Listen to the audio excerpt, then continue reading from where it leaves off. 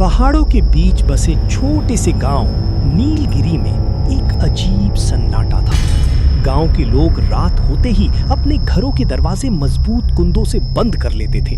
डर एक ही था, भेड़िया मानव। आर्यन, जो शहर से एक लेखक बनकर यहाँ शांति की तलाश में आया था, इन बातों को केवल अंधविश्वास मानता था।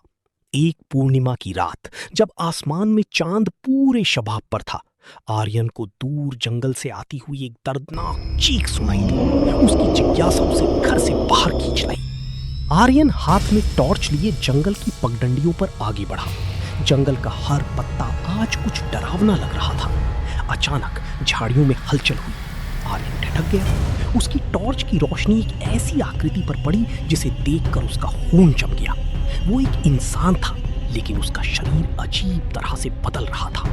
उसके बाल घने और काले हो रहे थे, नाखून पंजों की तरह लंबे हो गए थे और उसकी आंखों में एक अजीब सी पीली चमक थी। वो आर्यन की ओर देखकर दर्द से कराह रहा था। हटो, यहाँ से चले जाओ। मैं खुद पर काबू नहीं रख पा रहा हूँ। अगर मैं यहाँ रहा तो तुम जीवित नहीं बचोगे। घबराओ मत, मैं तुम्हें कोई नुकसान नहीं पहुँचाने आया। मैं देख सकता हूँ कि तुम दर्द में हो। मुझे बताओ, मैं तुम्हारी मदद कैसे कर सकता हूँ? आर्यन डरने के बजाय धीरे धीरे उसके करीब गया। उसने देखा कि उस आदमी के पैर में एक लोहे का फंदा फंसा था। वो भेड़िया मानव नहीं, बल्कि विक्रम था, जो गांव का ही एक गुमनाम व्यक्ति था। वो हर पूर्णिमा को इस दर्द से गुजरता था। आर्यन ने बिना डरे अपनी जेब से चाकू निकाला और फंदा काटकर विक्रम को आजाद किया। लो, अब तुम आजाद हो। यहां से निकल जाओ इससे पहले कि गांव वाले यहां आ जाएं। खुद को सुरक्षित रखो। तुमने मुझे मारा नहीं। शुक्रिया। काश मुझे पहले कोई समझ पाता।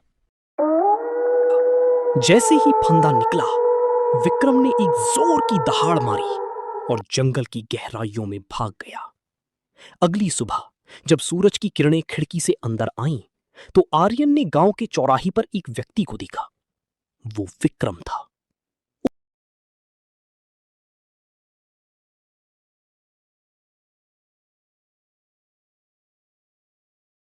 आज की सुबह बहुत ही शांत है ना? हाँ, बहुत शांत।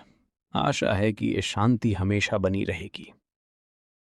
उस दिन के बाद गांव में फिर कभी किसी ने भेड़िया मानव की दहशत महसूस नहीं की।